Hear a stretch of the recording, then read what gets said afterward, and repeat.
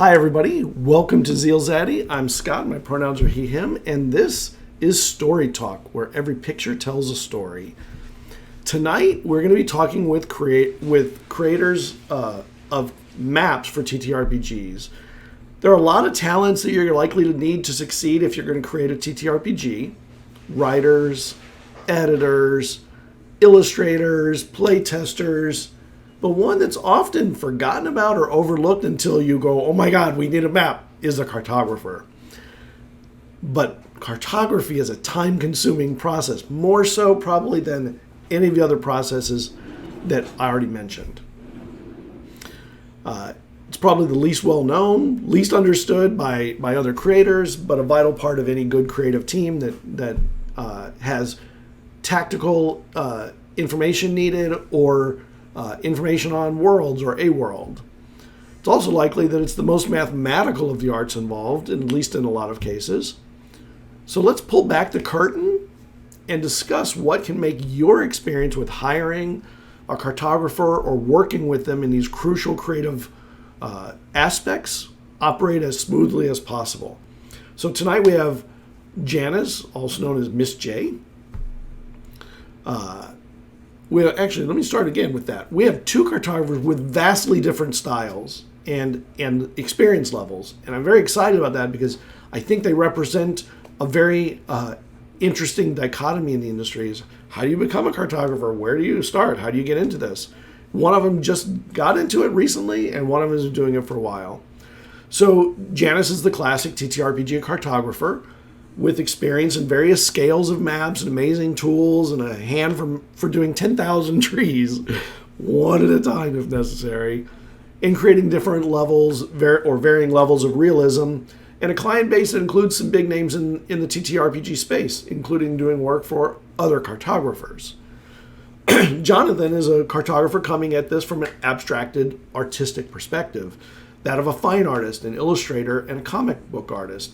Imaginative works that deal less with scale and direction and more with maps as a concept. Like looking at an architectural rendering from Frank Gehry, yes, it represents where you're going, but it vaguely represents the final destination. So let's bring on our main our amazing artists, and let's hear from them about who they are, where they can be found. Why don't we start with you, Jonathan?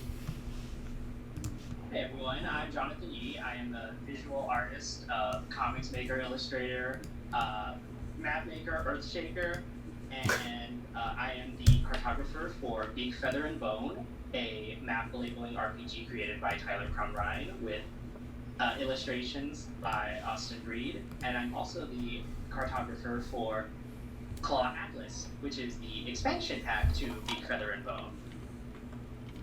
All right, and Janice. Cool. Hi. I didn't prepare one of these deals.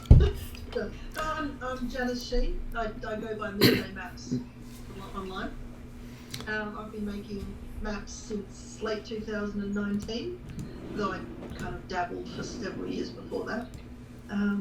I've made them kind of for myself and put them on Patreon, and I've also made them for various clients. And had a lot of fun along the way, learned a lot of different things. And I don't have any training background, so I'm basically completely self-taught. So I've had a few mentors along the way. But. Yeah, that in itself is amazing that you self-taught yourself so much. If you have questions, you want to drop them in chat, just put question before it so it's easy for me to find. And then, but until then, I have questions to get us rolling. Oh, one of my dogs just was upset that I started without him.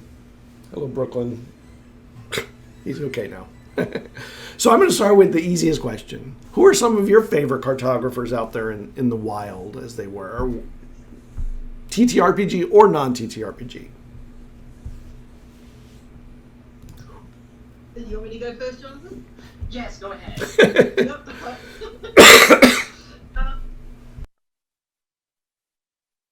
I'm aware of when I started looking for other mappers in the kind of fantasy sphere. There was Dice and Logos, and then kind of in late late 2019, I discovered Elisa Faden, who at that point was streaming her maps on Twitch. And so she became a bit of a mentor at that time and has become a strong influence on my design, because I've spent the entire last 3 years trying not to draw the way she does. Her work's beautiful. It's gorgeous. Absolutely. Yep. Absolutely. But then I really love Misty B's maps, even though I'm nowhere near being able to draw that well. One day. And probably another one who's been a really strong kind of inspiration is John Stevenson. Serrington, I think he goes by. Yeah. Non-cartography, non-fantasy. The only one I can think of is that chap that does those amazing images, amazing paintings of ski fields. Don't know that one. I can't remember his name. Does these absolutely interesting, like he does them for ski field.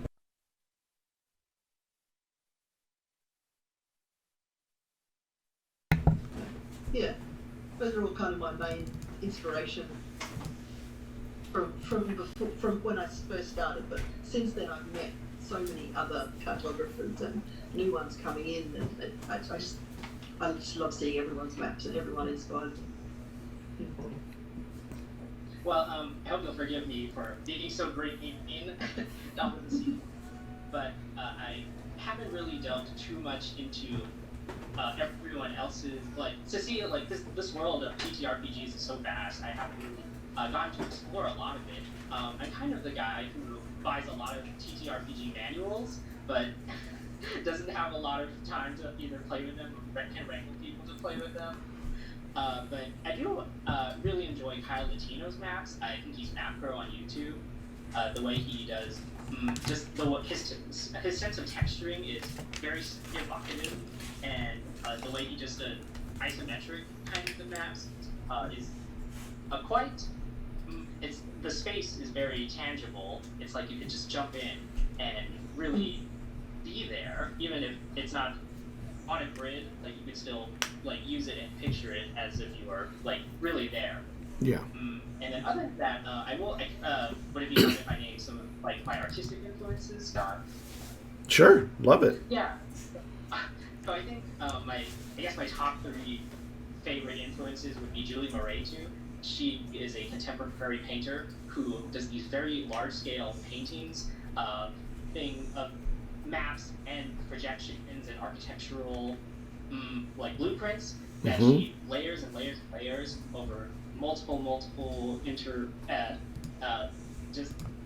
pencil layers or paint layers until it becomes like this kaleidoscopic amalgamation of lots of different things through history, through culture, and I think she's one of my favorite artists actually. And then Ingrid Calamé, who is I believe an American art contemporary artist as well, who does a lot of etchings. She takes tracing paper and goes to different places like the Indy 500 speedway and just captures the mark making that is present on the site, and then transfers it over on tracing paper, and then redraws it onto like walls and other site-specific places for the large-scale installations that just crawl all along the walls and like really overtake a space. And then my last final 3 is Paul Klee, which is I believe the German expressionist who his sense of colors and the just kind of perfectness of the way he uses geometric shapes it just has, it stuck with me for a really long time, and so I try to do a melting pot of all of these things. Just they're just constantly in my mind. Yeah, those I know 2 of those artists. The third, I know Paul Klee and I know Julie Moretu. I didn't know the third one, but I write them because I like to go check them later anyway. So what do you see within TTRPGs is the role of a good map? Creates mystery. For me, maps are, you look at them and you go, what's there? Who lives there? What's around the corner? And if you use the fog of war effect, you can actually create the sense of, well, there's a mystery. What's over the horizon? What's around the corner? If you don't use that effect, then a map can still be that. A good map with makes you want to explore and walk through that landscape in your mind and wonder, what is there. So that, I think that's a role. That's how I see the role of the map. When I draw them, I want them to be right, trying to inspire that kind of sense of adventure and exploration, imagination. Yeah, I completely agree, Janice. If we think about the very beginning of cartography, it was, even before paper was invented, people seafaring people used woven sticks and vines to chart ocean currents and just and so it has always been, I think maps have always been about adventure and inspiring people to think beyond their horizons, as well as to inspire them to think about their place in the world and how big of a world there is, other than the place they are in, that they currently reside in. And you think about maps back early maps, and how there was an illustrative and decorative property to them.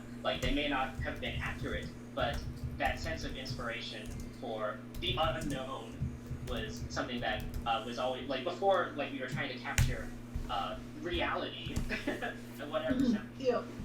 The here there be dragons kind of. Yes, exactly. And the towns and the perspective that's warped and before linear perspective was invented, or orthographic perspective was invented. Or did it come rather? And so I think maps are they are, I mean, of course, in TTRPGs there is the interplay between the theater of the mind and what people can actually see. I think it's a way for, it's kind of like a channel or a medium for people to place their expectations or place their ideas on a tangible, physical space of some kind. Nice. So just enough. I think maps need to be just enough to allow the freedom of kind of creating a world, so that the players and the DMs together can add to it and create their own interpretation of it. So just enough detail to inspire, but not so much that it dictates. Yeah. Right. Yeah, I think that that actually, I feel like that should come even before thinking about mechanics. How do you inspire that this place is a physical, real place that people can insert themselves into? And I think maps have a dual function, because they're also a diagram. For a GM or a DM, there's diagrammatical info. They need to know where stairs are and where a road sign is or whatever. But in TTRPGs, I kind of think in a lot of cases that's the less important part.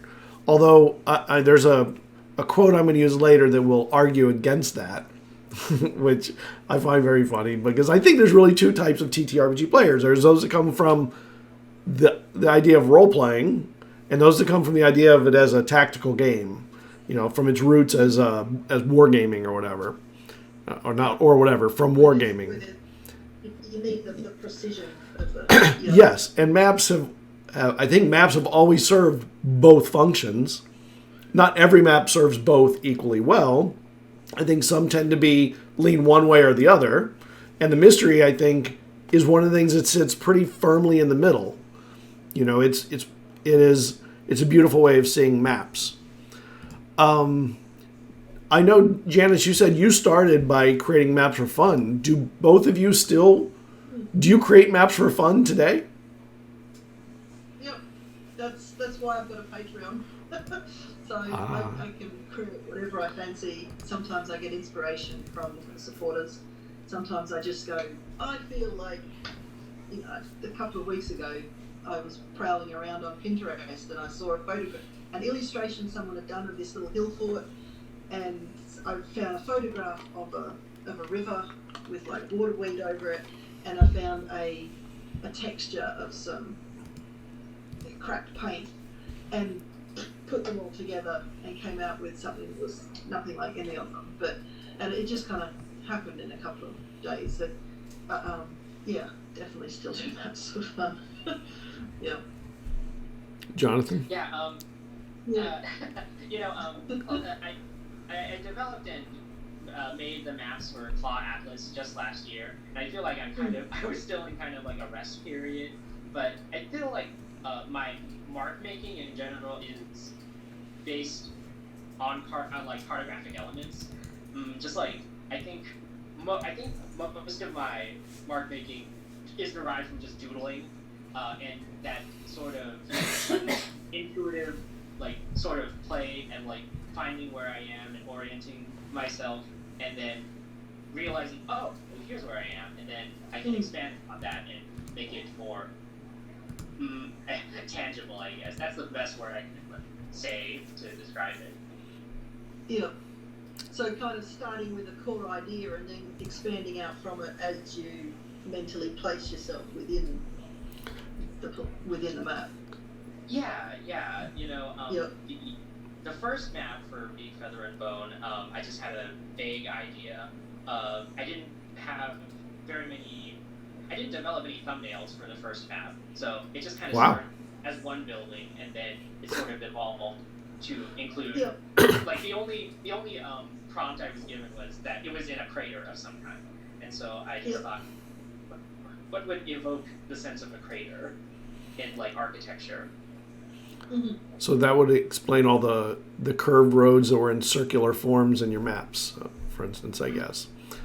That's interesting. When actually there's a question in chat that what you just said is a perfect response to, but I think it can go further. When you're developing a new map, where do you like to start?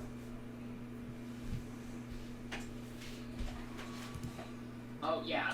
So for like Claw Atlas, my process was a lot different. I had created just a bunch of thumbnails, I guess like over 30, I think. And we had discussions, me and Tyler, about which ones would look most appealing visually, because Big Feather and Bone is it's not necessarily like a precision-based game, where people have to know exactly where they are on the map. So that kind of gave us the freedom to expand like what a map could be in like a TTRPG. Yeah.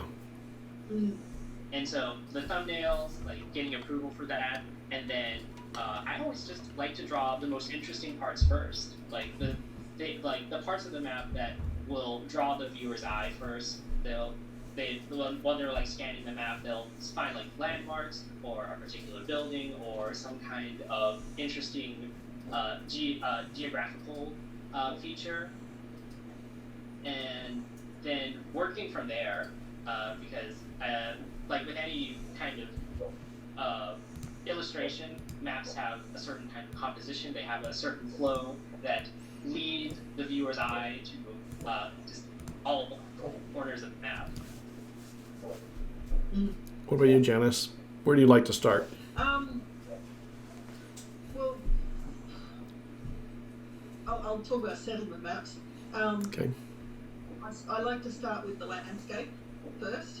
So where's the high ground, where's the low ground, where's the water, and get that sketched in, and then frame it aesthetically, using what just feels nice, and then I like to place the important features, like the main buildings, not draw them, but just they're going to be here. And once you've got the kind of main ones in, then I draw the roads. And I put the roads in using the rule of laziness. Explain the rule of laziness. We talked about it the other day, but I'd love to hear it so everyone will understand it. Basically, people are lazy, and we will take the shortest route between two important places that we possibly can, or the easiest route, which is not always the shortest. So, we'll go round objects. If the most important building or the oldest building is in one place and the docks are in another place, there's usually going to be a fairly straight road between, the important building and the docks, unless there was a village there before the important building, in which case there's a rat's nest of roads in the way, and the important road might go round the rat's nest because no important people want to see inside the rat's nest, kind of thing.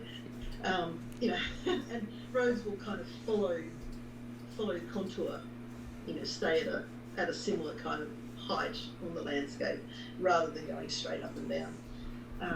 There'll be zigzags. It's hard to dig through a hill. Yeah, exactly. I mean, unless you want to have a tunnel, or you actually, unless your civilization is at a point of digging. Yeah. Digging channels through. And nobody wants to build a tunnel unless they absolutely have to build a tunnel. Yeah. Like, yeah. no. Can we go over the mountain? No. And over mountains, roads will tend to go over the lowest point of the mountain. Unless there was a really scary something there, the forest or monsters or something, in which case, the road's not going that way. It's going to take what appears to be the more difficult path. So a part of it is kind of imagining the history of the landscape, and it's not the geography, and like go back in time, like how has this area been used back through history, and how has that informed the shape of the roads. So I'll put the main roads in, kind of with all those kind of thoughts swimming through the back of my head. And then usually that's when I start drawing, and I just ink in on top, and other things just kind of expand out from that without any kind of real plan. For a commission, there might be a little bit more planning involved, because people need particular locations in particular places to tell the story that they're telling. So I'll make sure that those important things important to someone who's commissioning the map, I'll make sure they're in place definitely first before I start kind of freestyling around them. What tools do you use when you're creating your maps?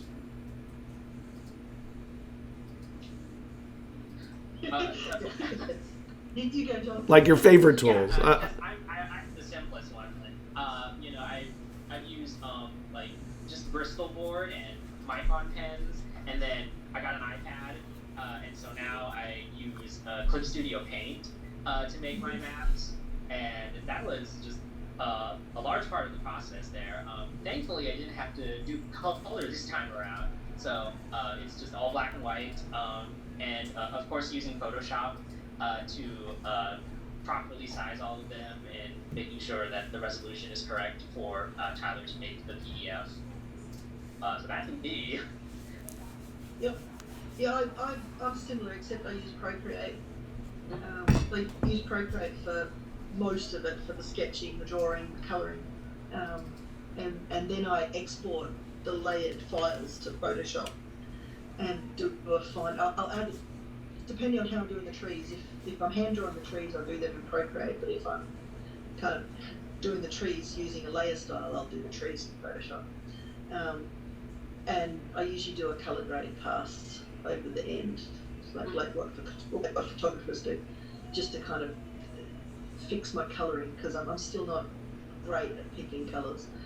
So I'll use Photoshop to kind of fix it slightly. Yeah. Oh, but do you is it like one layer for every color, basically, for every like this is the layer for the water, this is the layer for the trees, or do you are you naughty and do everything in one color layer? I sometimes squish, so I'll have like a navigate layer and a water layer, and then like a water highlighting layer, and then building roofs, I tend to just do them in grayscale initially, and then use a gradient map onto them to create whatever colours variation I want on the roofs later. And then the highlighting is separate on them. So yeah, I use a lot of layers, as many as Procreate will let me. But sometimes if I'm doing a really big map, like I've only got like 8 layers to play with, and so then I'll do a lot of squishing, and sometimes regret. Yeah. Yeah. Oh, yeah, but you can also, I wanted to say, like, you can't be just paper and pencil when you're just like doing ideas. Like, I feel like there's nothing that like just like drawing a rectangle and just like going nuts, and then like taking some tracing paper and then just like drawing on top of it, and just like there's physically just keep it piling up into making something really cool. But yeah, I will agree with you. Gradient maps are a gift from God, and we should shape them as such. Oh, they are. Yeah. I discovered them last year, and I've been in love with it ever since. Do you find yourself like a lot of the default Procreate tools, or have you developed your own brushes? I just use whatever Clip Studio Paint has for me. I am simple. Yeah, mostly default ones. But I have also kind of dragged some in that I use in Photoshop that I've got from other places. But mostly I've only really got like there's 2 line brushes that I use. One which is black at whatever size it is, and one which kind of goes a bit grey when it's really light and thin. And then I've got like one brush that I use for all my texture colouring, and that's just a Procreate one. And it's just like a texture blendy kind of thing, and that's pretty much it. That's like my 3. I only really use those 3, and like a one flat round brush for colouring, flat colouring. Yeah. And if you want to know what those are, subscribe to our And then ask me questions. Yeah. Yeah. What do you find? How about you? Oh, sorry. Go on. Oh, sorry, I should ask the same question. Yeah, just default Clip Studio brushes. Like Clip Studio is great because they have. Oh, actually, yeah. Clip Studio has an asset store where you can use a lot of community like made brushes and then just download them. And there's a lot of cool ones. I think one time I tried using like brushes that were specifically made for map making. Like they had like a lot of jagged and scattered. It was like a scatter brush that laid in like paint as if like it was like the borders of like a land mass or an island, depending on what you wanted. It didn't work for what we were trying to do there, but the fact that people get it and then are providing it for free for everyone to use is a sense of community. That's what I like about it. Yeah. I'd like to give it a go. I do have it. I just haven't used it much because the tool icons are like so small. They're different. I think there is a way to change how the size and like the preferences panel. I'm not sure where that is. I haven't figured it out yet, and every time I go in and try, it's just like I have to have my face like this close to the screen to see what I'm clicking. Well, I mean, while you're like have the brushes that you can draw a like a long line, and then you can paint it in a curve. Yeah, while you're on that, I mean, we're talking about online tools and stuff. What do you think of things like Donjon Map Generator, Cartography Assets, the website for downloading and even selling, cartography tools to other cartographers? Do you use those? Do you like seeing them come from a client as a tool to start a discussion? Like, are those positive or negative things in your mind? Oh, they're definitely positive. Yep. Yeah, if someone sends me a sketch, however they've made it in one of the auto, whatever, the Don John, yeah. Yeah, one of the generators, yeah. Or I had one come to me once, had been made in Incarnate initially, and yeah, any kind of visualization that helps me understand what's going on in your head will help us create a better map together. So, but having said that, like if you have got no idea at all and you think in words, then that works too. So, Yeah, I think. Go on. Oh, I was just going to say that I think any kind of accessibility towards creativity can be, it's just, it's a tool, so use it properly.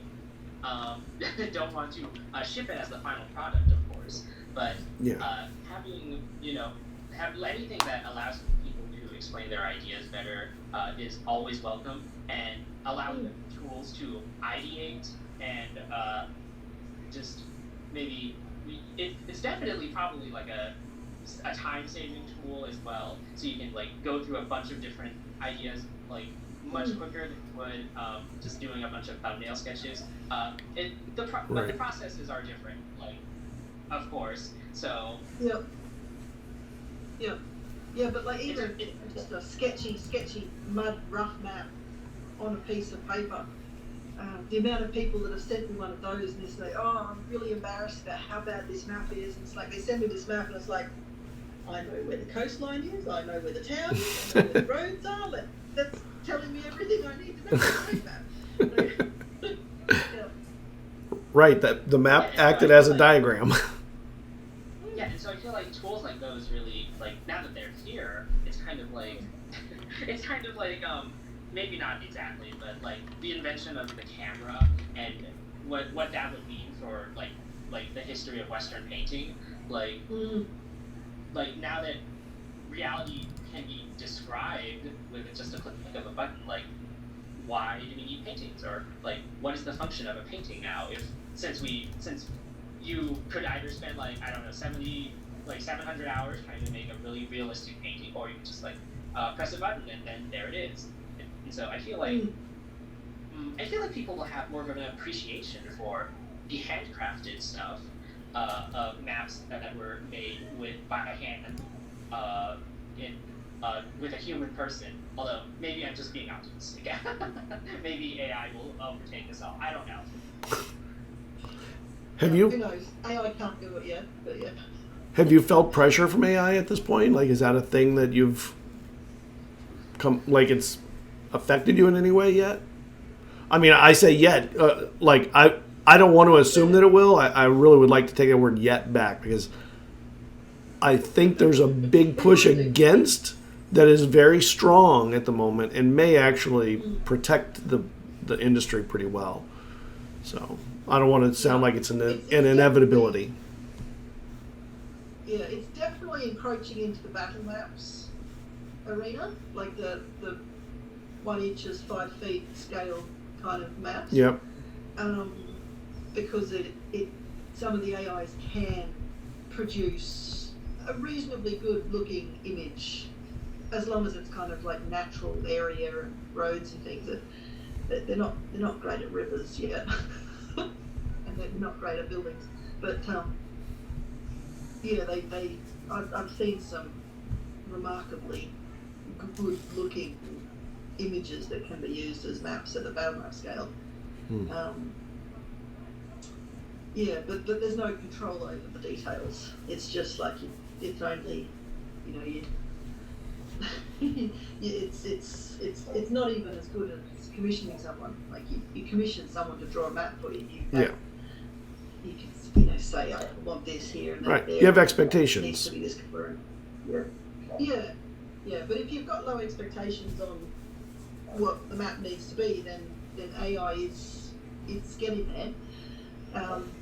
at city map scale and region scale, it screws everything up still. Good. Everything is. Yep. I agree. It's good.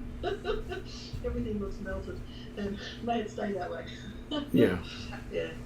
Yeah, and it's like, I think in any discussion of AI, it's always going to be like, what about the ethics? Where are they training? How are the bots getting trained? And like, who do they belong to? Did they get credited?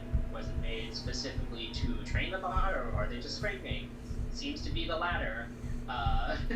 And so, while it hasn't, it's definitely like in the illustration sphere, it's definitely encroaching on like, wow, this is really good. I can't believe someone AI did this, and and people are like specifically making accounts to post like art that was generated by an AI. Right. Like, look what I did.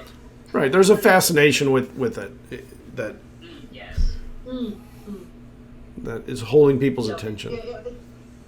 Yeah. And it's got to a point where I kind of double check mentally every illustration I see, and it's like, can I see evidence of AI in that, or is that? Yeah, I think we're all doing that now. Even Wizards failed at keeping it out. In the last book, the Giants book, they had some 3 pieces where an artist used AI, and they're replacing them, but they had printed the book, so in the next iteration of it, they're going to replace them. Okay. So what are your favorite places to go for inspiration for your cartography that is outside of maps? That was a question from the chat that I thought was a good question. Okay. Well, I like looking on Pinterest and ArtStation at illustrators' drawings and representations of towns and architecture and landscape. That's one of my favourite places to look. So not maps, but illustrations or bird eye view of landscapes and towns.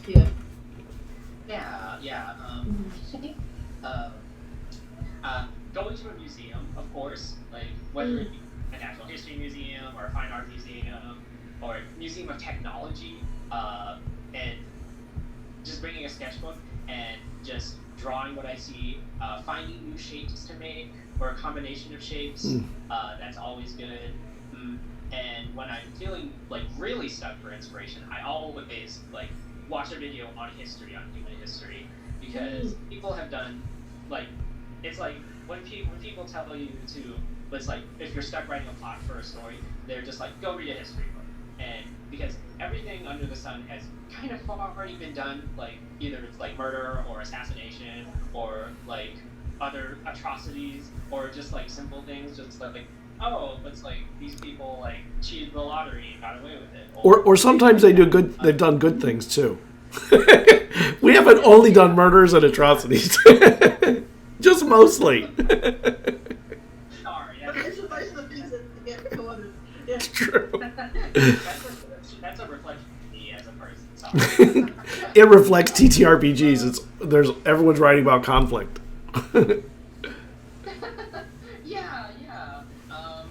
The undercurrent of violence in our media.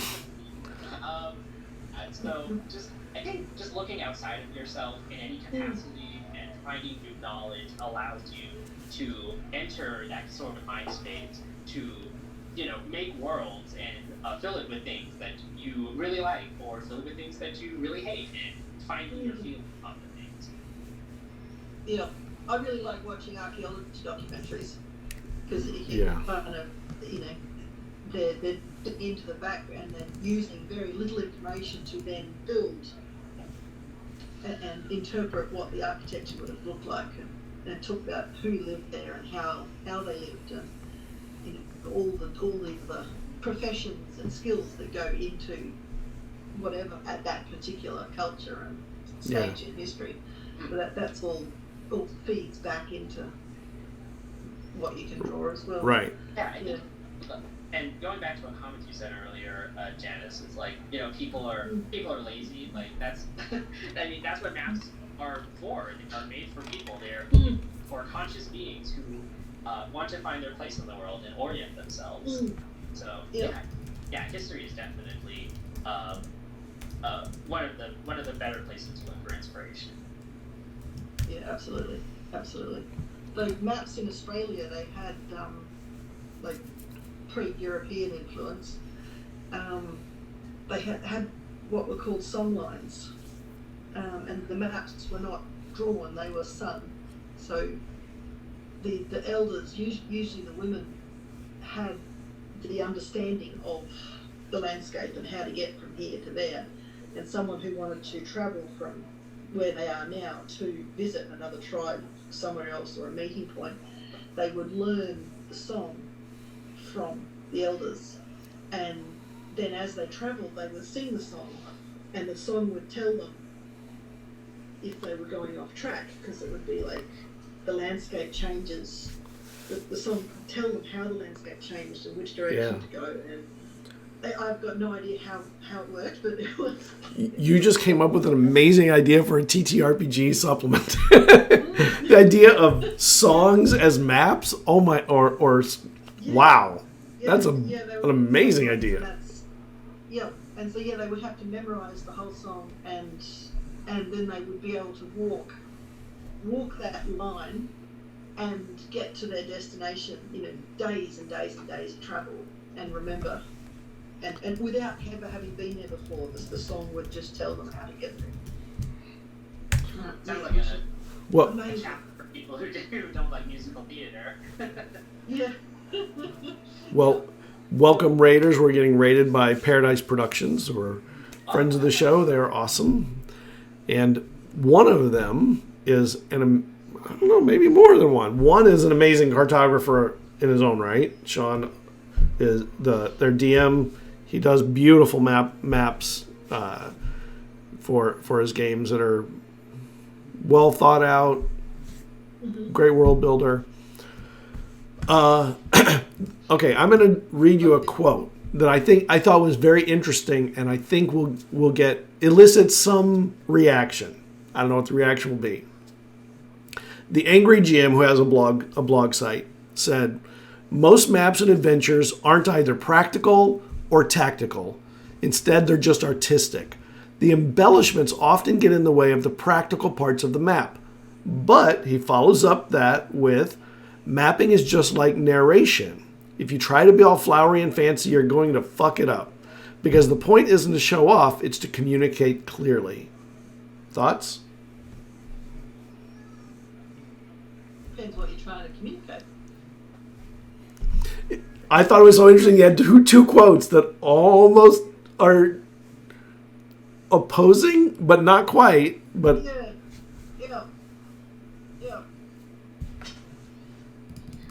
I mean, I guess they're. I mean, like, to what I think the former part of the sentence, like, if it's too flowery, too ornate, too decorative, then people will get lost in another way that you may not have intended to, like purple prose, basically.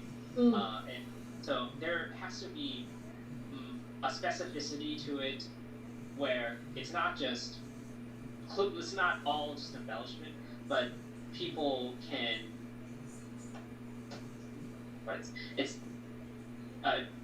They have to have some kind of starting point and then follow a natural route, I suppose. Yeah. Yeah, there's maps at so many different levels of embellishment. I mean, you've got your very basic kind of Google Maps type map, where it's just information only, really. Yeah, the only embellishments are scale and stuff. That's it. Yeah, and then you kind of go up to maps which start to show a bit of kind of landscape character.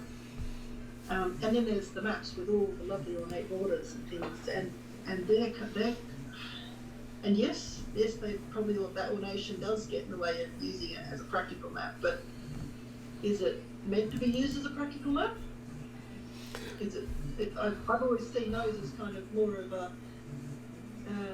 an expression of the story and the culture and what. Yeah, the secret to his comments is he comes from a tactical perspective. He sees maps as a guide to combat. It's a tool to understand the parameters within which a combat takes place. Yeah. That's it. Yeah. He doesn't want the other stuff. And I find that interesting. Yeah. All someone who uses a map like that needs then is like a Boxes and walls and doors. Where are things at? yeah. Agreed and yeah, and that tells the entire story that they need. Yeah. Oh boy, grids! I love grids. The first time I had to draw a hex grid, it drove me up the wall. I couldn't figure it out for ages. You hand drew a hex grid? I tried to. Wow, that's impressive that you even tried. And then I discovered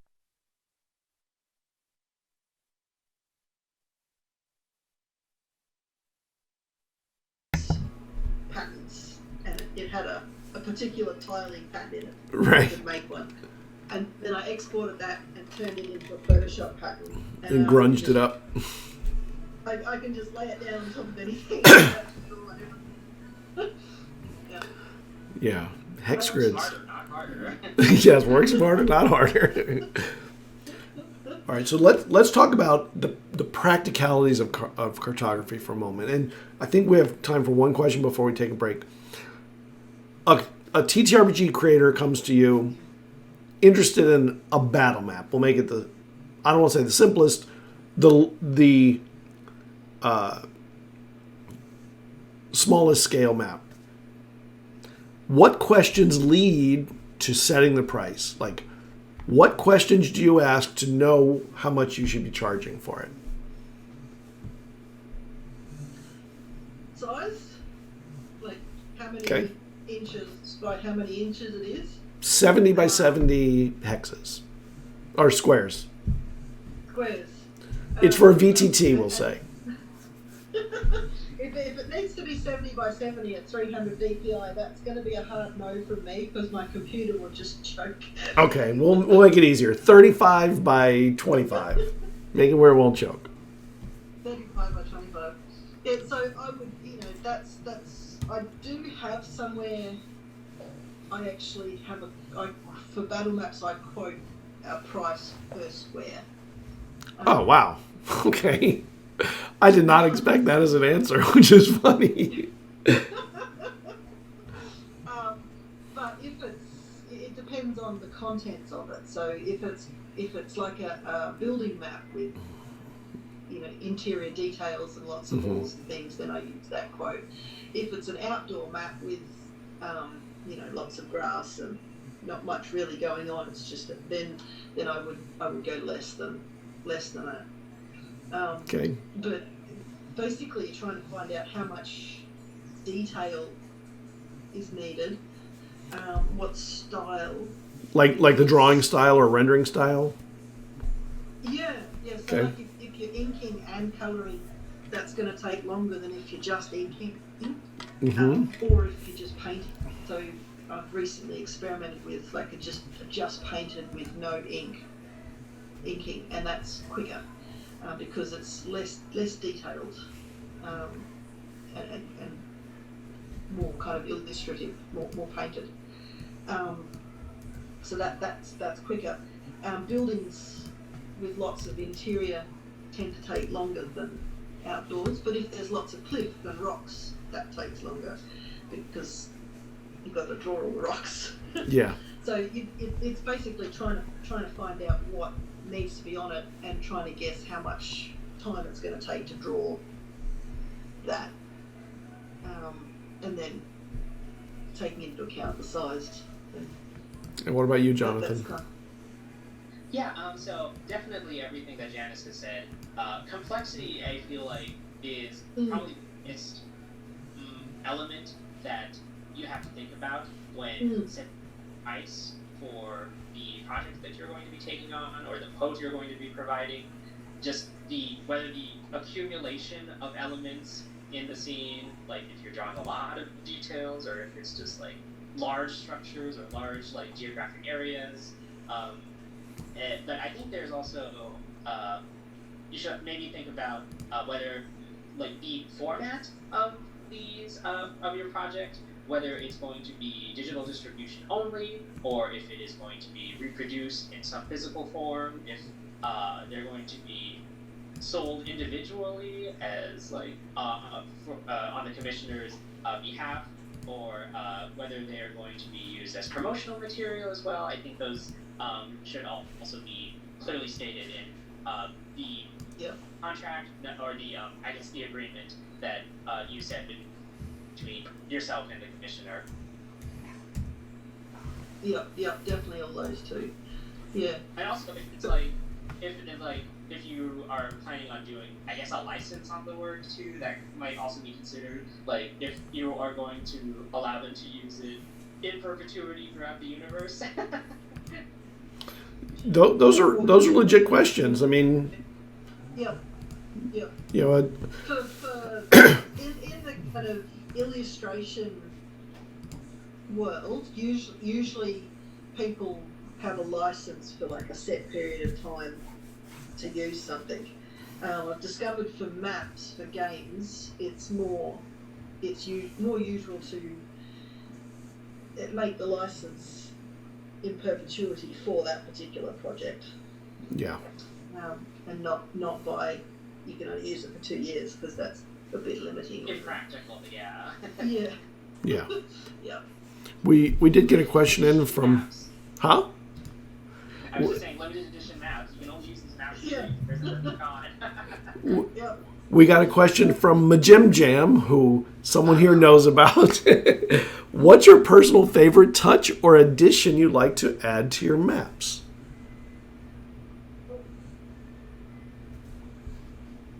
I like adding the shadows. Yes, the shadows are a big one for me too. Yeah.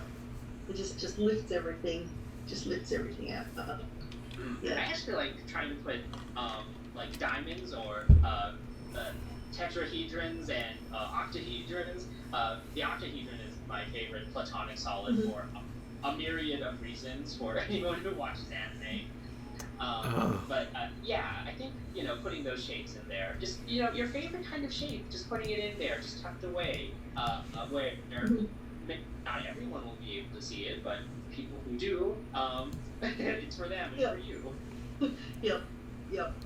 For my settlement maps that I do for myself, I've recently started to, somewhere I'll put a portal.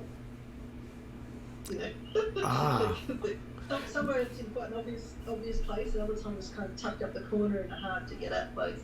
But I've been putting like a portal gate on all my maps, that's been fun.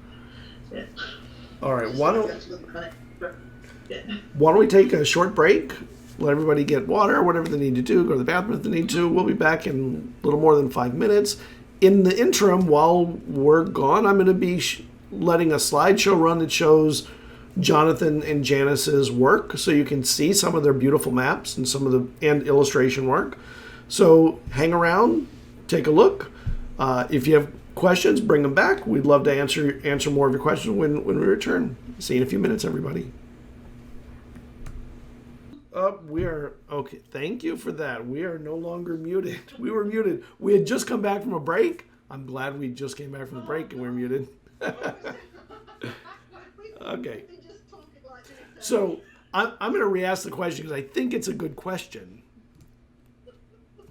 and I don't want it to not be on the street on the YouTube and the pod when we drop it too. Where are some of the places that you can sell your maps outside of strictly the commission to a TTRPG creator? Where are there places for cartographers to make a little bit more money in different ways? And Janice went on a tear with a bunch of great places. I'm going to let her do it again. I'm just going to hit rewind. We can fix it in post. So I have a Discord. That's more of kind of like not Discord. Patreon. My vocabulary is disappearing. I have a Patreon, but that's kind of more of a support, a patronage kind of system rather than selling. I sell maps on Roll20, but the other places you can use is Drive-Thru RPG. Some people use itch.io. Some people use Etsy to sell maps, so you can find maps there. Etsy's probably more popular than itch.io for maps. There's only a few that I know of using Itch.io. And then some tabletop systems have their own marketplaces, like the Roll21. Arkenforge has one. Does Foundry and Fantasy Grounds, do they have their own marketplace for maps? I know that Fantasy Grounds does. I don't know anyone personally that actually sells their maps on there, though, because the sizings are very different from the rest of the internet. I didn't know the that. rest of the they're a smaller pixel per square system. But yes, Fantasy Grounds definitely. And then, like, for people who are wanting to find other avenues to sell maps, you can sell them as prints, or you can get them custom put onto fabric. There's places that do fabric printing, wallpaper. You could make tablecloths, cushions. you could go nuts with all that kind of standard kind of merchandising things. And The cricket industry. Yep. Like all those cricket things for building. Yep. An anime body pillow. Yep. but with your favorite map on it instead. Yeah. My favorite example of that is the shower curtain with one of Dyson Logos's dungeons on it. One of his mega dungeons. Someone put it on a shower curtain. That's awesome. Yeah. Yeah, I have so much trouble navigating my bathroom already. I don't need to get lost in a dungeon on top of it. I am actually tempted, if I had a shower, to have a shower curtain. There's a couple of my maps that I'd want to put on a shower curtain just for the fun of it. Yeah. Yeah, that just, actually would be cool. In the shower, just lathering your hair, and then just think I wish it was there. Yep. Although I'm very short-sighted, so I'd have to be this close to it. So, do you sell stock maps with commercial licenses? No, not yet. No. So if someone wanted to get a commercial license for an existing map, they'd need to contact me personally. Oh. And no one's done that yet. So I haven't totally thought through a couple of writers have kind of made vague chats with me about it, but I haven't totally nutted through how to kind of price that sort of thing yet. So right. I'll get there one day. That's a complicated one, but yeah. All right, here's the big question for. Oh, go on. Sorry, I'm sorry. Go. No. Yeah, and then I said, thinking about laser cutting, 3D printing, oh, that's right. engraving, Yes. and what else? And acrylic and cutting as well. If you have a line drawing of your map, and that could give you some kind of unique, special collectible of your map that people who are less prone to buy prints of might be more tempted to grab that instead. You could make a limited edition kind of thing. Yeah. And these are all things that people who commission maps could actually do with those maps as part of their, they could go on one of those DM screens. They could go on a table map, game map. If you're making them as part of a game product, books plus DM screen plus Yeah. the maps could be included as part of the kind of illustrative art on things too. Yeah.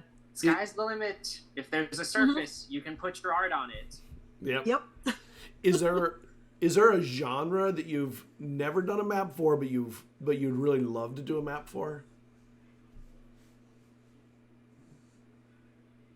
I've done one vertical slice dungeon map, and I'd love to do some more at some point. Oh, that's cool. Yeah, the kind of cut through, the cut through slice. Yeah, and I wouldn't mind doing a few more of them. I've never done any space ones, and I'm vaguely curious, but horror. Horror? What about horror? Have you ever done a horror map or a No. Mostly I've done kind of fantasy? just kind of your fantasy medieval kind of ones settings, or Greek style setting, or Roman Venetian setting, desert settings. But yeah, no, I haven't played with kind of themes. I might be getting to play with one with a kind of art noir western kind of theme soon. We'll see. Yeah, like now that you say it, like a horror map sounds really appealing to me. Yeah. Just like opening up the map and then people are like, I don't want to go there. Yeah. You make it really dark and creepy, and you really tune down color palette. Yeah, I just got a book from Money Cook Games called The Old Gods of Appalachia, and it's horror set in the real world, but in 1910s, 20s, 30s, I think. I haven't run it yet. I'm planning on running it soon. I'm just starting to read through the book, and I was like, this is like a really interesting opportunity to create really cool maps. I think it did really well. It had a big backing because you can kind of, the Appalachian Mountains are the mountain range that run along the east coast of the U.S. and they're really old mountains. So they're worn down. They don't like jut up like the Andes or anything. They're they're tree covered most of the way. Shallow and they're dark. Like in the darkness of those trees, it is dark. It's thick forest. Oh, wow, that'd be a cool thing you could do maps, like things involved in it are like mines, like old coal mines. I'm like, oh, that'd be cool. A cartographer would have a blast, I bet, with some of these locations that are they're not quite modern, but they're not fantasy. They're supposed to be horror, so I mean, a coal mine as a horror setting, oh, it definitely could be terrifying and wonderful map work. I just think I think it's sad that the only thing that map makers usually get to do is fantasy, and there's so many cool settings with sci-fi and horror and even modern. I quite like the concept that is it Nunamara. Numia Monte Cook Games. It's one of theirs, and it's set in the far distant future. Planebreaker. The seventh. It's like there's been an up and down of like 7 or 12 civilizations. Oh yeah, Numenera.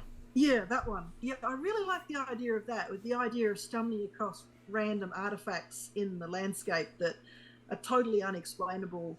Yeah, and it has kind of cyberpunk feel to it, which is cool. They have a really cool map with a really unusual idea. There's a mountain that has literally a line cut through the middle of the mountain by whoever built the world, and it's like the weirdest thing to see this beautiful map of natural stuff and then a very literal straight line through a mountain range. But there is another mountain range which is square. Yeah.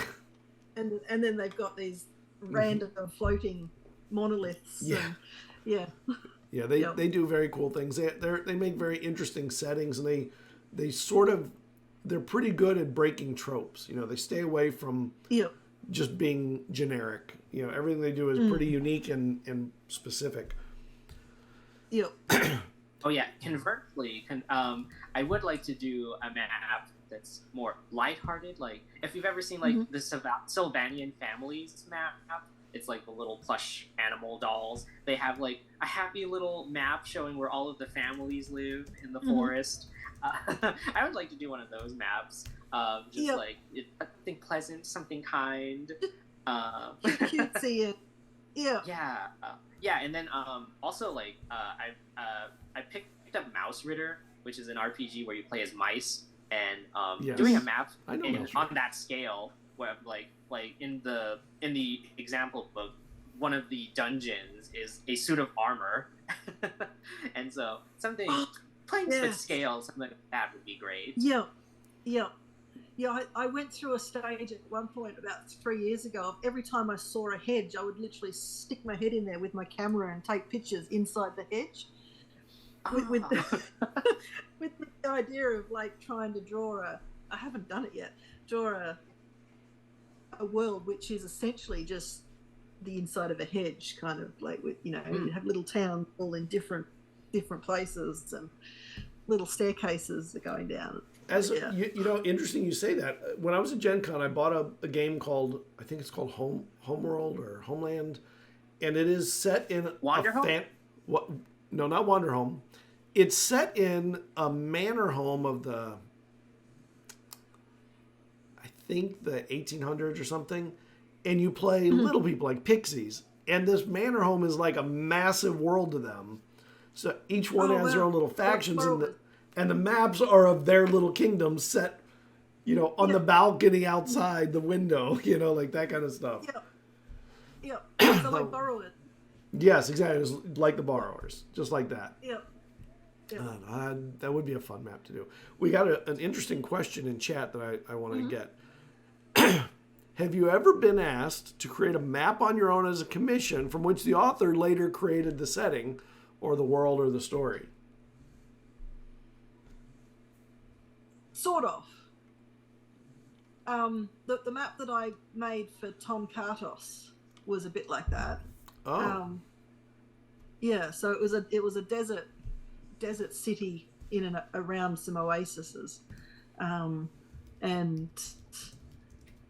he basically, between us, we just kind of sketched out a concept. It needed to be a desert city. There needed to be some oases, and it needed to be a certain size. And I threw a few sketches together, and he liked one of them, and then I basically just did my own thing and drew the whole map. And then from that, he then spent the best part of a year creating battle maps of the locations. Oh, wow. All the locations out of that. And that was really fun to then see the world come to life, kind of. Yeah, brilliant. Yeah, that one was cool. Yeah. Yeah, that's probably the closest to that concept that I've got.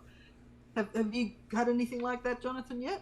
Or even art, maybe? So I haven't been commissioned to, I guess, make a map for specifically world building purposes, but I do work on the indie game Houyee, which is an RPG made by my friend Majim Jam, and it is I do a lot of concept art for them, and so when they need to make a new area for part of the game, I usually go in and just draw some concepts and of like where houses should go and just like the general layout of how things would be put into like the game engine, and then other people who work on the game are able to just go in, make assets, and create characters and NPCs to fill the world with. And I guess that's the closest thing I have to creating maps that are used for world building specifically. Yeah. No, that's cool. Yeah.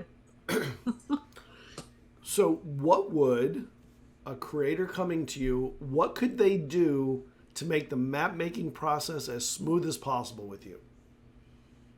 What would they come with? How would they work with you? What would be the thing that would get them the best map and make it the easiest process for both of you?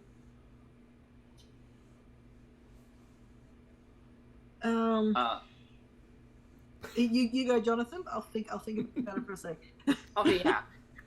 So I think that's my guiding principle when I think about like either doing illustration or making a map is to have just like 2 or 3 characteristics that would become a motif and to like create like a single theme in the map. So thinking about like I guess the setting, the types of people who would live there, or like the types of people you would want people to imagine would live there, and as well as just like any like defining features that you would want to see in a map, and then having that be your first like goalpost to like orient yourself with, because I think and obviously concepts can evolve, but I think having a strong idea, it doesn't even have to be like a visual idea, but having like a strong idea of what feeling you want a map to evoke will definitely lend you far into the process. And also sketch out the roads. That's really important.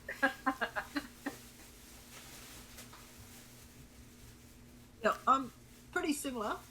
All of the kind of cultural information that I would like to know is it can really just be boiled down to what can directly inform the architectural style of the roofs, basically, and what kind of layout the city might get. Do the people in your culture, do they like to build in compounds and clusters, or do they, or is it, basically what's the kind of culture that informs the architecture?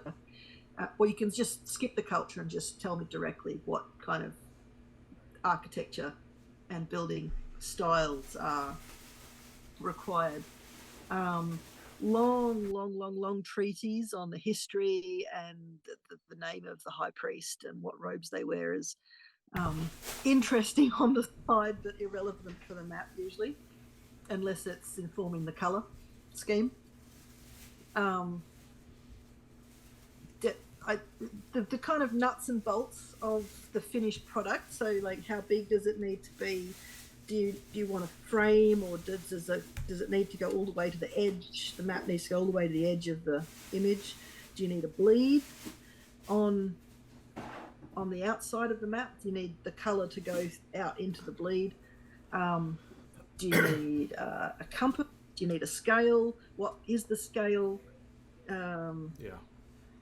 What scale of the map is it? Is it world, region, city, village, battle map?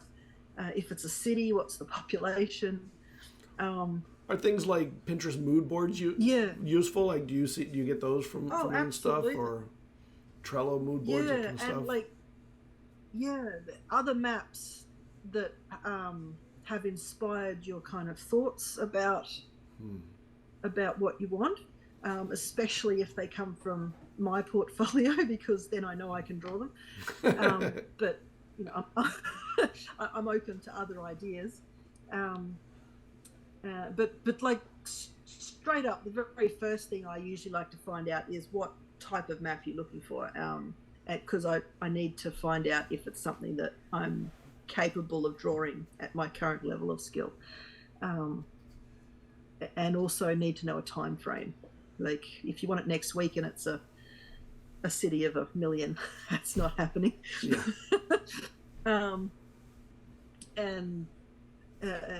like, for example, if it's a bird's eye view city map, or that, I would give you a list of other cartographers to go and ask, because I'm not quite ready to try isometric yet. Right. Yeah. So the nuts and bolts of the finished product and what you're going to use it for. Is it need to be printed in a book? Do you need it to print it as a poster? Do you need it to do both? And then when you're writing a world and world building, you want locations on the map as well. And if you want the locations to actually look a particular way, have a particular roof color, shape, size, then I need to know that as well. I don't really need to know who the NPCs are that are in it. So if you've written all that as a location description, it's nice if you can just extract the visual information out into a cleaner document, and that makes the process a lot quicker. If I have to wade through pages and pages and pages and pages of description trying to find the few key words, it's got an orange roof, it's a downstairs apartment, it's got a glass roof, then it adds to the time it takes to draw. So short, clean descriptions for locations is really handy as well. How frequently do you miss the amount of time that it takes you to do a map? Like, that was a question that came from the same person. Oh, pretty much every single time. I underguess how long it's going to take. and mostly that's because most of the maps that I've drawn for myself. And when I draw them for myself, it's a lot quicker because I'm not having to reference world building material I can just, it's all in my head and I put it down.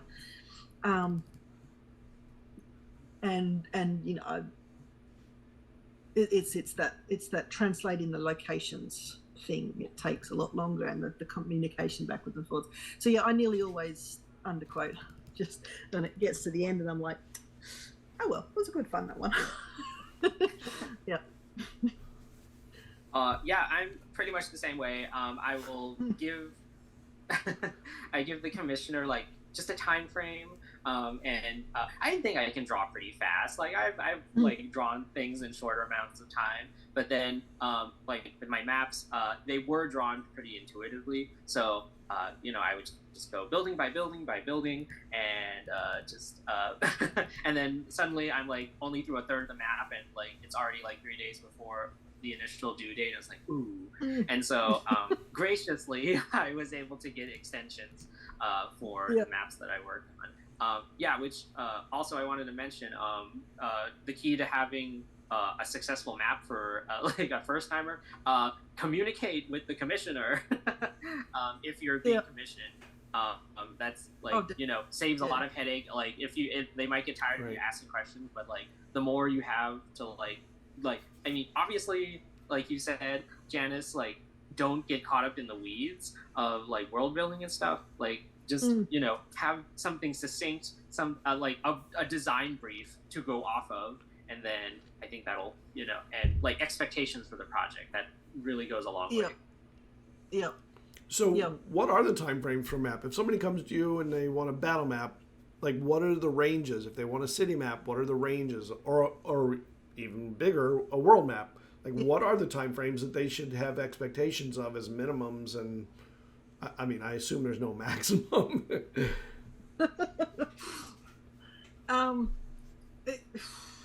It depends. It goes from map to map. I've done really simple, quick maps that have only taken me maybe 6 hours to draw, but it's taken about 4 days to actually get them done, because there's the backwards and forwards bit, and then you do other stuff in between while you're waiting for the reply. And somewhere you've got to sleep and eat. Yeah, and I live in Australia too, so like, if I'm talking with someone in a different part of the world, it's like, okay, all right, now I've got to wait for them to get up and look at it, and by the time they get up and look at it, I'm asleep, and so it's the next day when I get back to it. So there's some things I only get a couple of hours a day done on it. But so, and then I've done, I think my biggest map was Deveros, and that took about 250 hours spread over a year and a half, spread over 2 years. And it was spread over 2 years because I could only draw each district as they finished writing about the locations. So I was just kind of tagging along behind them as they wrote the districts. Wow. So I mean, so something like that, 250 hours, that's about 4 months full time. That's a big one. Yeah, that's a big one. Yeah. So yeah, it varies from map to map, and then like how many other things you've got on your plate. So, for example, if you want to commission Misty B at the moment, you've got to be thinking a year in advance and not have a deadline, because she's got so much on her plate that if you've got a deadline, she can't go to a deadline. So, so having a more distant deadline is much easier to work with than one that's like tomorrow. Yeah. What are you, Jonathan? Anything different? I guess it's it is it is I guess it's a little different for me because I don't recommend you work this way, like drawing intuitively. So there is, I guess it's because obviously it would depend on complexity. I think the longest one that I've worked on was like 25-ish hours. And that's because I decided like, oh, I'll just add like cross hatching to make it like really detailed, and then yeah. But yeah, I haven't reached that level like Janice is talking about yet. Maybe someday. That sounds fun. You never know. Would you love doing a 250-hour map, or would you be like, oh my god, I don't want to take that on? Yes, I would. I would. Okay, cool. Yeah, it's a lot of fun. You kind of really can. It's really a chance to really deep dive into a culture that the map represents. So, yeah. How much can or do you alter your style for a creator, for someone commissioning you for a map?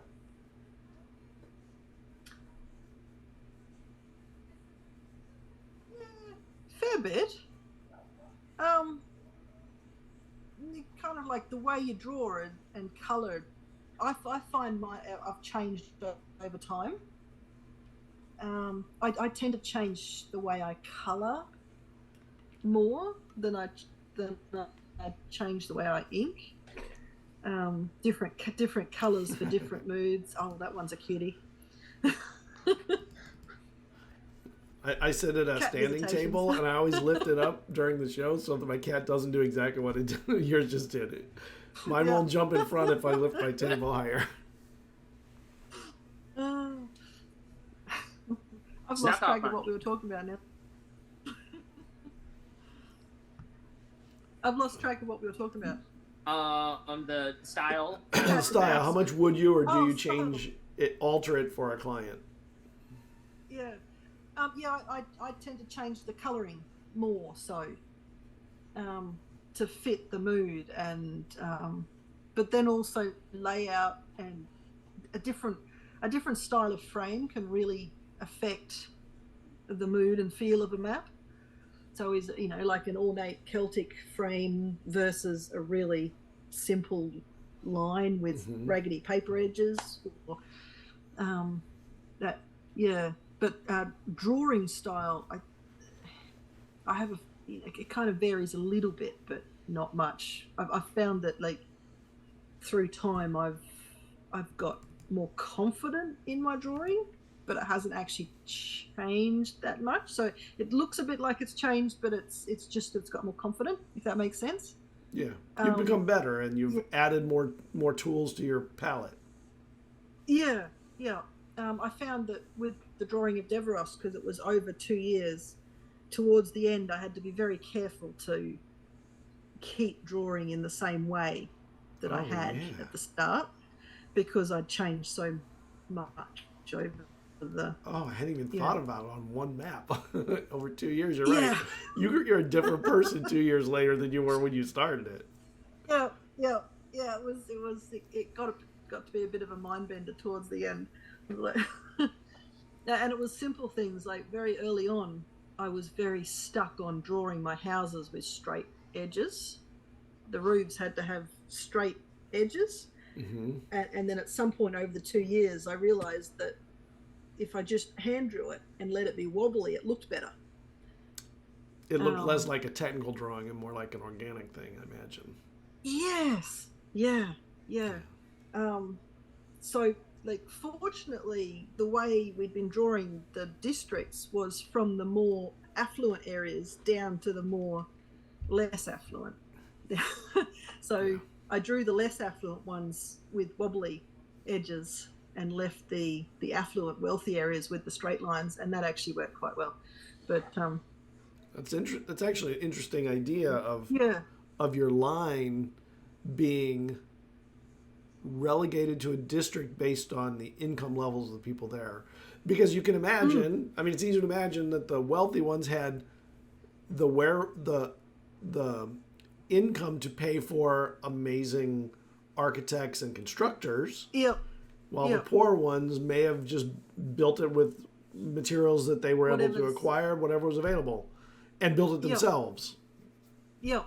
And so you end up with like not perfect rectangles. They might be, Yeah. off, or they might 5 sides, Very or cool. yeah. What about you, Jonathan? How much would or do you change your style for a commission? I mean, obviously, each commissioner is going to have a particular vision that they have in mind, and I think the level of specificity is different for everyone. For the ones I did for Beak, Feather, and Bone, actually, Tyler scouted me out purely for like stylistic reasons. He saw like the drawings that I was making, and they weren't even maps; they were just like just abstract kind of structures. And he said, "Yeah, I want to make a game with that." Yeah, a lot of your paintings are cool. very Yeah, there's a lot of cartographic elements in your paintings that they feel like it, even if they're not meant to be that. So. Yeah, and so I think with these the maps I made for Claw Atlas, like Tyler just basically said like go nuts. Oh, that's awesome. Yeah, but I mean in like other works I've done, there's a certain level of like matching the style of what's already there, of like of existing work that's already there, or enhancing it. And so like communicating with the whoever your client is like important in that respect as well. Yep. And so I don't know if I think maybe it's the more fun option to experiment on your style while you do it.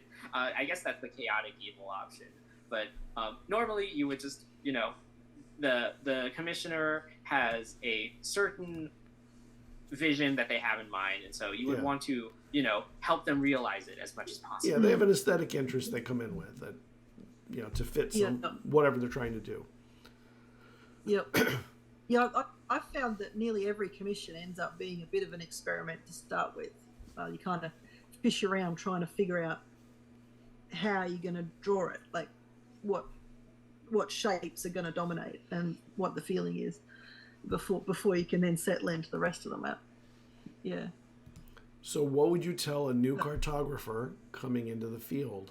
Interestingly, Jonathan, you're a new cartographer coming into the field. What would you tell the next one? But also, Janice, you've probably seen tons of them come into the field.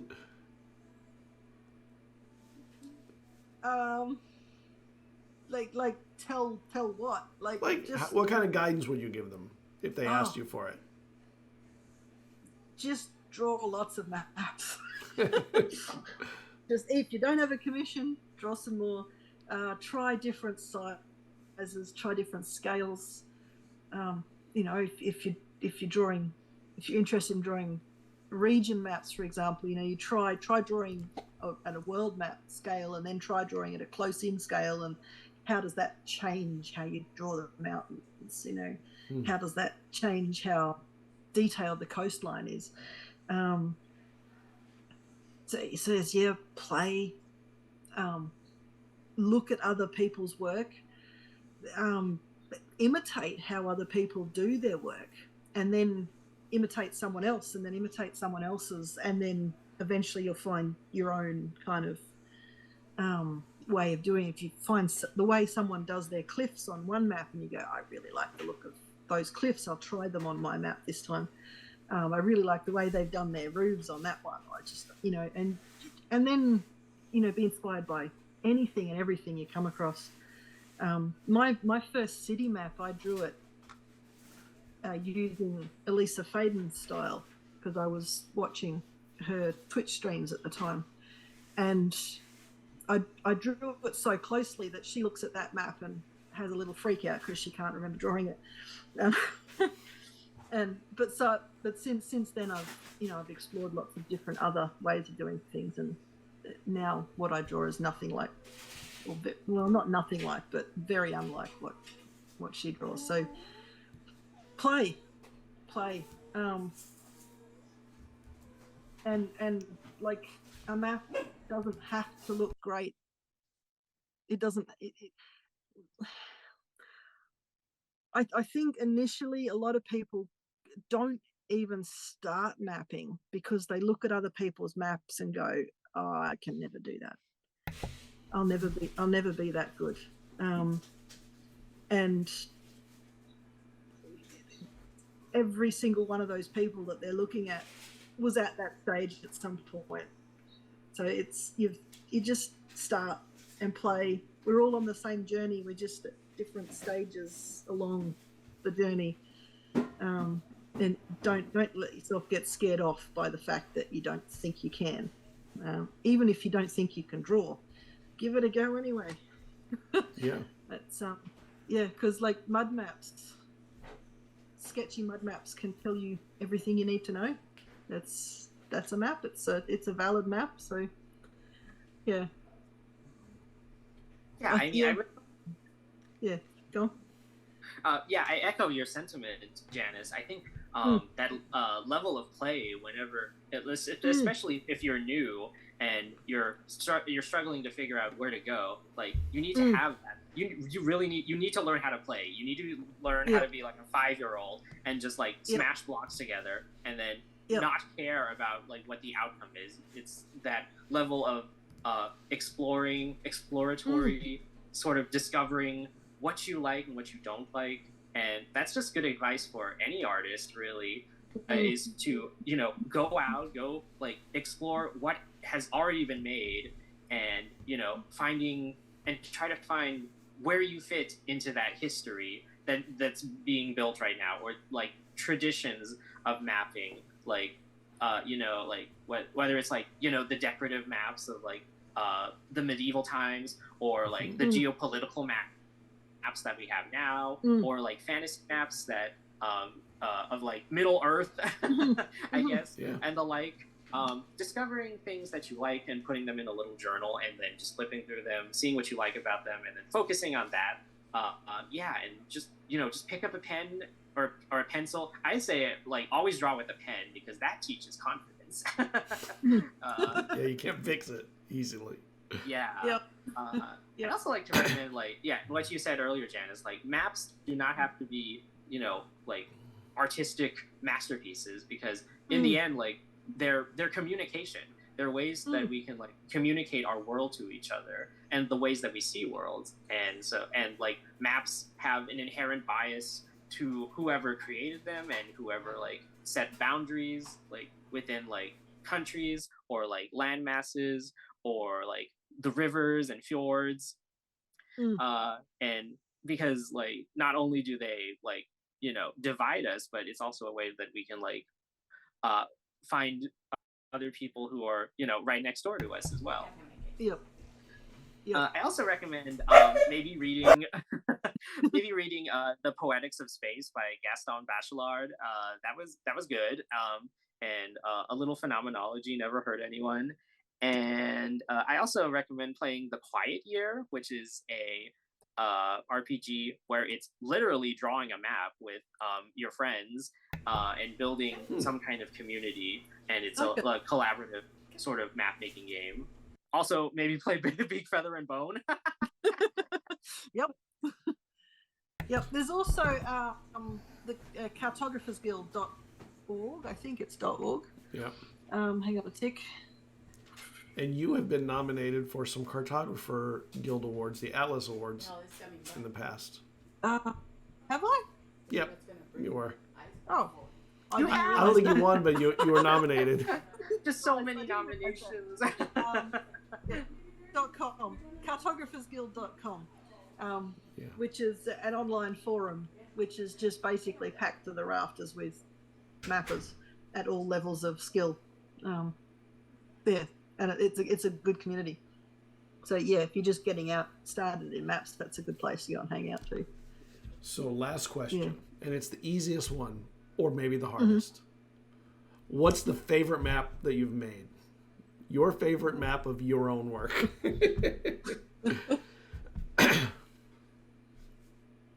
Sounds like it maybe was the hardest, not the easiest.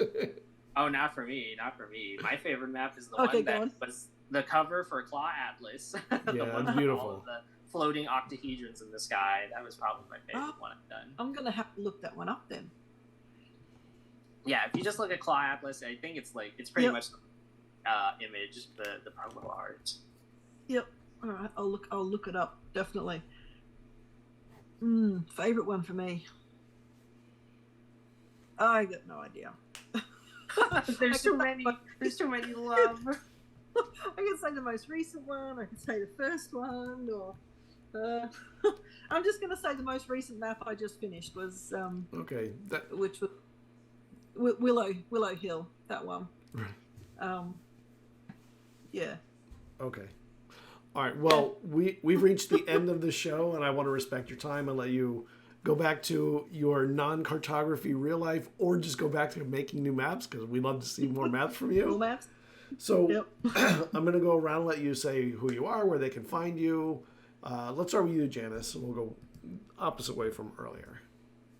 Okay, cool. So I'm Janice, or online Miss J Maps, MISJAY, and yeah, you can find me on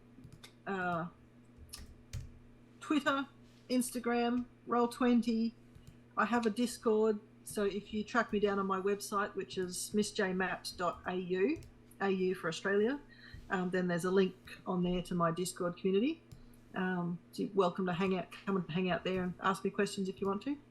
And I'm on Reddit, and yes, I will talk to you on Reddit. I do like talking to people on Reddit, so yeah, you can find me on there. But do you talk trash on Reddit mostly, or just talk to people like normal? Because Reddit's like... No, I talk to people like normal about maps. My favourite conversations are when people pick holes in my maps, and then between the two of us, we come up with reasons for why it's supposed to be like that. I didn't know people did that to you. That's kind of fun and interesting. Yeah, it's like, why did you put why is there a wall around the back of that city? It's like, well, it could be this, could be that. Water catchment feature. Yeah, no, they're fun. So that's where you can find me. All right, Jonathan. Jonathan? Yes. So you can find my portfolio at jonathanhouyee.com. That's Jonathan Houyee. And you can find me on social media, on Tumblr, Twitter, co-host, Blue Sky, Mastodon, at neither or. So like the words neither and or. And you can also play Beak, Feather, and Bone and purchase Claw Atlas on itch.io, on the Possible Worlds itch.io storefront account, or on the Possible Worlds site. All right. I'm Scott. This is Story Talk. Thank you for joining us. We'll see you next week when we have pro DMs on to talk about how you become a pro DM and what it means, because it's a different world from your normal DMing. Get ready. We have great guests for that too. Have a good night, everybody. We'll see you next week. Bye. Picture this. You just told your story.